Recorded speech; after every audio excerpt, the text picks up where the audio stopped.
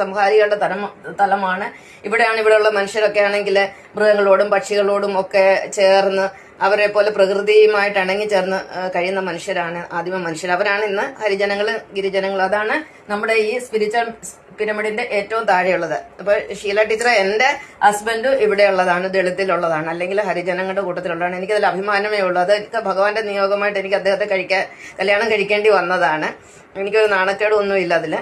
അപ്പൊ ഇത് ഷീല ടീച്ചർ ജനിച്ചത് ഇതിനകത്ത് തന്നെയാണ്. ഈ പിന്നെന്താ പറയുന്നത്, അവർണർ അല്ലെങ്കിൽ ശൈവരിൽ തന്നെയാണ് ജനിച്ചത്. അപ്പൊ ഈഴവർ എന്ന് പറയുന്ന അവർണർ കൂട്ടത്തിൽ വരുന്നതാണ്. OBC ആണ്, അത് ശൈവരാണ്. പക്ഷെങ്കിൽ എന്റെ കുടുംബം എന്ന് പറയുന്നത് എന്റെ മുത്തശ്ശൻ ആയിട്ട് വിഭീഷണ പരമ്പരയാണ്.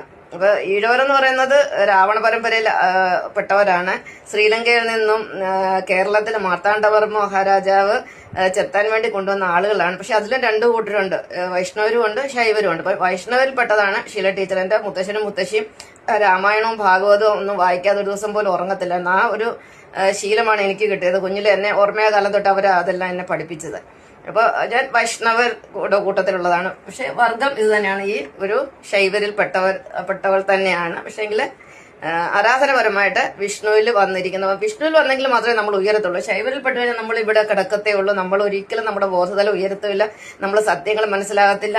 ഈ പൊട്ടക്കണട്ടിലെ തവള പോലെ ഈ ഒരു ഏരിയയിൽ അവര് കിടക്കേ ഉള്ളൂ. ഇത്രയും ഏരിയയിലാണ് ശൈവർ ഇരിക്കുന്നത്. അവര് വിചാരിക്കും ശിവൻ അല്ലാതെ മറ്റൊരു ദൈവമില്ല. അവർക്ക് ഇവര് ബ്രഹ്മാവിനെയോ വിഷ്ണുവിനെയോ ഒന്നും അവരങ്ങനെ ആരാധിക്കത്തില്ല. ശിവനാണ് എല്ലാമെന്നാണ് അവര് പറയുന്നത്. ഇതിൽ തന്നെയാണ് അള്ളാഹു എന്ന് പറയുന്ന മുസ്ലിംസ് എല്ലാം ഈ ഒരു ശിവ ഗണത്തിൽപ്പെട്ടതാണ്. ഈ ഒരു അടിസ്ഥാന വർഗത്തിൽപ്പെട്ടവരാണ്. അപ്പൊ അതിൽ നിന്നും കുറച്ചും കൂടെ ഉയർന്നാണ് ബ്രഹ്മാവിനെ ആരാധിക്കുക. ബ്രഹ്മാവിനെ ആരാധിക്കുന്ന സത്യത്തിൽ എന്ന് പറഞ്ഞാൽ വിഷ്ണുവിനെയും ശിവനെയും ഒരുപോലെ ആരാധിക്കുന്നവരാണ് ബ്രഹ്മാവിനെ ആരാധിക്കുന്നവര്. എന്നാൽ ഇതിൽ നിന്നും ഉയർന്നു പോയവരാണ് വിഷ്ണുവിനെ ആരാധിക്കുക. ഏറ്റവും മുകളിൽ വിഷ്ണുവിനെ ആരാധിക്കുന്ന ആരാന്ന് ചോദിച്ചു കഴിഞ്ഞാൽ കൃഷ്ണനെ ഭഗവാൻ രാമനെ, ഭഗവാൻ ജീസസിനെ ഒക്കെ ആരാധിക്കുന്നവരാണ് വിഷ്ണുവിനെ ആരാധിക്കുന്നത്. ഇവരാണ് ഭഗവാനോട് ഏറ്റവും കൂടുതൽ അടുത്തിരിക്കുന്നത്, ദൈവത്തോട് ഏറ്റവും കൂടുതൽ അടുത്തിരിക്കുന്നവരാണ് ഈ വിഷ്ണുവിനെ ആരാധിക്കുന്ന വൈഷ്ണവർ.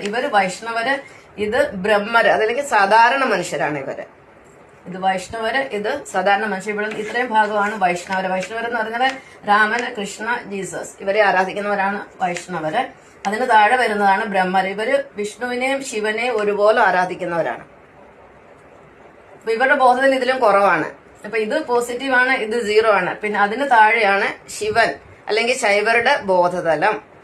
പൊതുവെ നമ്മൾ നോക്കിയ ശൈവര്, ഭൗതികവാദികളെല്ലാം ശൈവരാണ്, നിരീശ്വരവാദികളെല്ലാം ശൈവരാണ്. നമുക്ക് അവരോട് ഒരു കാര്യം പറഞ്ഞു ജയിക്കാൻ പറ്റത്തില്ല.